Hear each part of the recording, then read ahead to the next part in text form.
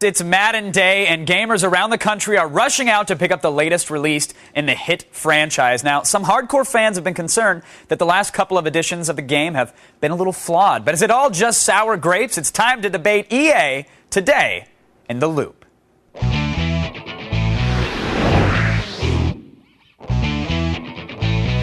Joining us via satellite to help us make sense of it all from Madden Holiday in Madden, Mississippi, former NFL MVP Marshall Faulk joins us from San Francisco, previews editor for Electronics Gaming Monthly. Brian NTR is here, and from Los Angeles, Mega Bowl for Xbox 360 Madden champion Rod Reality Win is here. Gentlemen, welcome to The Loop. Let's get it started. Mr. Faulk, I got to start with you, sir. You've spent some time with Madden 07. What do you think? Is this better than previous years? Yeah, definitely. I like the game. I like what they've done. You know, I like not just the on-game parts when you're playing the superstar mode. It's great. I enjoy that. And then the on-game stuff, they've really put a huge emphasis on the running game, which I felt like on the game was always kind of weak. They just didn't give guys credit. You touch the running back, he'd go down. You could break up running plays any kind of way.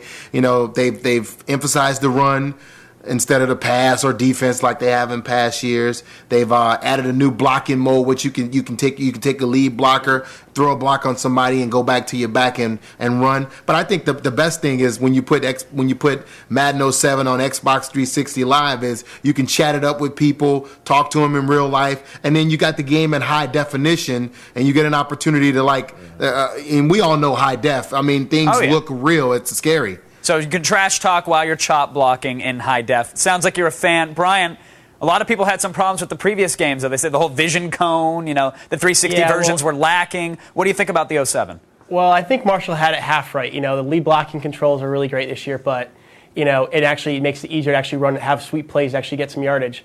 But the superstar mode that they added is one word: atrocious. I mean, especially in the 360 version, you can barely play it. I mean, you have these different camera perspectives depending on what position you play. And I played every single position that's available, and I basically had trouble playing every position, let alone playing a whole career, let alone playing a season or a full game. So you feel like this is maybe a feature tacked on, so it's a bullet point on the back of the box? It's weird. A couple months ago, I bitched and moaned that this wasn't going to be in the 360 version. They added it, and I'm like, you know what?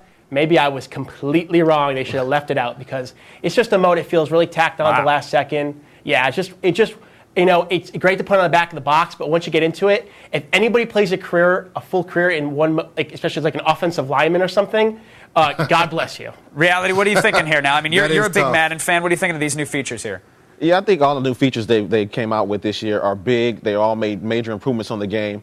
The superstar mode that they came out for the next-gen system, the 360, it does need a little bit of work, but it is something new that you have to... No, it needs a lot of work, It's just something you have to get used to. You can't... It's a whole new... I think you should have played it as an offensive lineman. That mode is atrocious. It is unplayable by most positions. Wait, Marshall has a solution here, folks. Marshall, what's going on?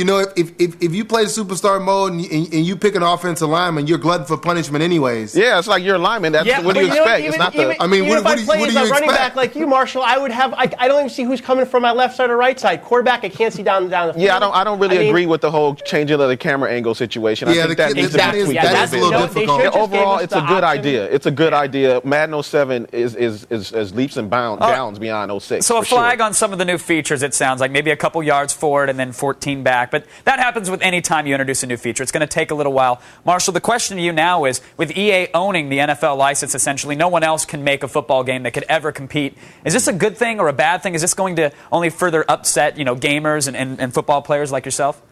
No, you know what? I think it puts the onus on them to make a better game. Like, each year they have to put out a better product, or we're going to have conversations like this, and you're going to have your expert analysts speaking out on the game and saying what the do's and don'ts and what they should or shouldn't do. So I mean, I think it puts pressure on them to deliver a product that's better. I like it. I love the NFL license. It brings a lot more to the game. They have a lot more access. I'm on the other side of the fence once again. I think it's a terrible idea. They have a lot more access. Now here's the question, because we are having this discussion, but this discussion can't end with we'll pick up insert competitor's game here, because they don't have the teams, they don't have the stadiums, they don't even have the jerseys. Yeah. And I think that's the problem that Brian might have with this. I think the problem is that competition breeds a superior product. And right now, if you look at Madden's history, their best years are when game day was really coming up in the late 90s. Their best years during the PS2 years when NFL 2K series was really kicking ass.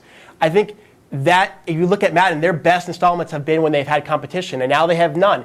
And I'm not saying that's. So are you saying they haven't made no improvements? I think that what I think they're making improvements, but I think in terms of innovation, right now they've had exclusivity for 2 years, and they have a lot of innovation. The Vision Cone was a big innovation. Yeah, and it sucked. It sucked. How else are you going to incorporate a slower quarterback? You feel that way. Hold on, Marshall. Let's hear it. No one liked it. All right, Brian's not a fan of anything Vision Cone. Marshall, what do you think about this? Vision Cone was terrible. They don't even hype it up anymore. They're like. I like the Vision Cone because if you don't have a Vision Cone, people are going to continue to win with Vic, and Vic doesn't win every game. All right, Marshall, let's hear it. Brian, I want to hear from Marshall here real quick. What's up? Okay, go ahead.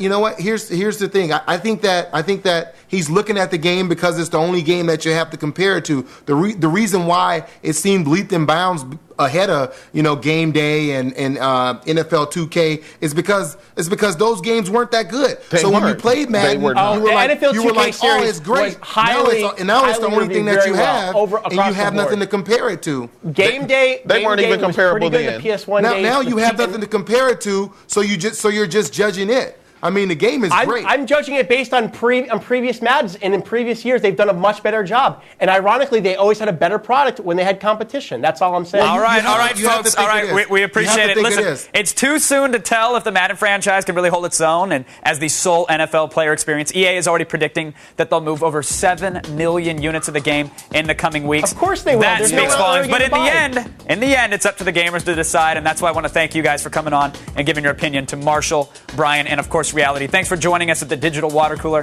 and keeping us in the loop, gentlemen. That was fun.